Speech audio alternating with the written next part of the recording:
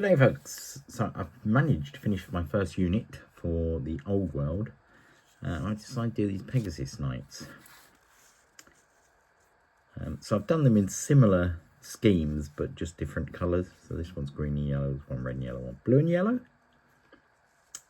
I'm quite pleased with how they turned out. I decided to give them black Pegasus. Everyone paints white, so I thought I'd go with black just to be different. This is little banner thing. So that's the green one. This is the red one. I had my first game of the old world last night. Very enjoyable it was too. Still learning a few things, but yeah, I was quite pleased with it. We decided on a well fought draw in the end between the two of us.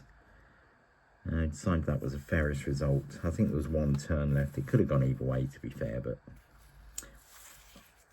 because we're still learning, we didn't really want to push it and ruin it by one of us having to lose, sort of thing. So we just went with the draw, and it was very good game. Tomb Kings have got some nasty surprises. My friend had a bit of a Death Star unit. So in future, I think I'll just avoid that because it's undead. It can't walk very fast. So that's my first unit done. I'm currently working on a unit of 6 knights. And these are going to be for my Baron, part of his retinue. So I've decided with my Bretonnian army that each knight will get his own retinue. And then things like knights errant, questing knights, ground knights will get all individual colours, but I'm going to stick with like one colour scheme per knight, if you get me. So I'm going to be working on them today, hopefully get them finished this week, and then that'll be 2 fully painted units, which I'll be very pleased with.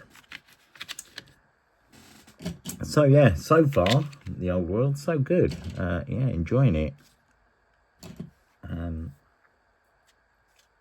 And I'm very tempted to buy another starter box for this. If I can find someone to buy the rulebook off me, I think I might just do that. Right, I'm just going to lift this up. Apologise for shaky cam, but I just wanted to do a little flyby. Try and do this whole video in one take. Oh, I forgot to put a joke on the end of my last video, so I will put one on the end of this one for anyone that's missing the jokes. So yeah, very nice. Nice models, these Pegasus knights. But they are expensive if you buy them from Workshop. £37.50 for 3.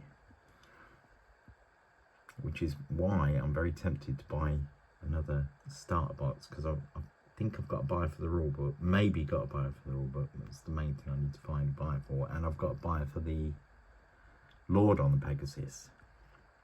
So if I can sell both of them for 60 quid, then all the models in there will only cost me 80 quid, which is quite nice. Which is cheaper than if I'd have had to buy them all separately. Anyway, I digress. So I'll take a few stills. I will put them on at the end, maybe, and then I'll do the old joke. Now I have been asked if I'm going to do any painting tutorials and things for these old world. I don't have any plans as of yet because paint tutorials take such a long time. But if I do get the time, I will do it. But I can't make any promises. I digress then, didn't I?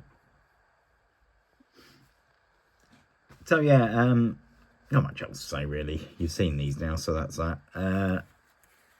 Should be playing again in a couple of weeks, so we'll iron out some of the mistakes we've made, hopefully, and get to grips with the rules properly, because I do hate having to reference the rules all the time. It's better if I know them in my head.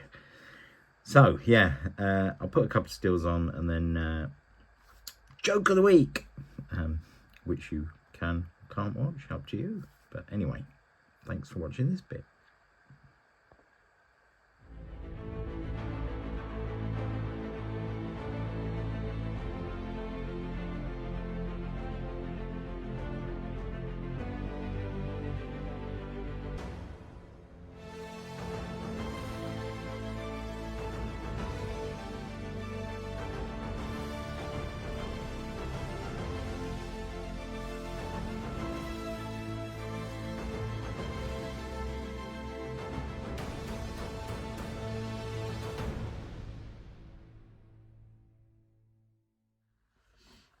Just thought, just before I get onto the joke, if any are fans of Bretonians or want to see some really, really nicely painted Bretonians, if you check out a guy called Dan Buman, I'll put a link in the description below to one of his Bretonian videos.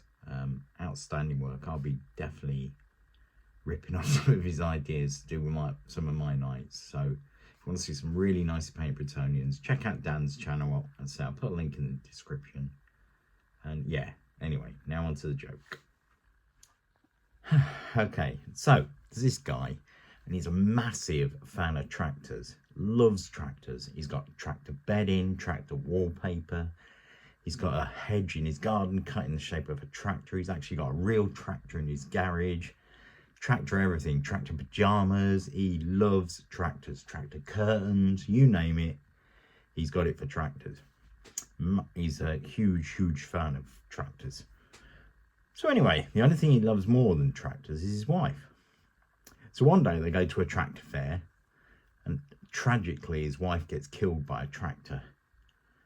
So now he absolutely hates tractors. He strips off all his tractor wallpaper, gets rid of his bedding, burns all his models of tractors, cuts down the hedge in the garden, gets rid of the tractor in the garage, hates tractors.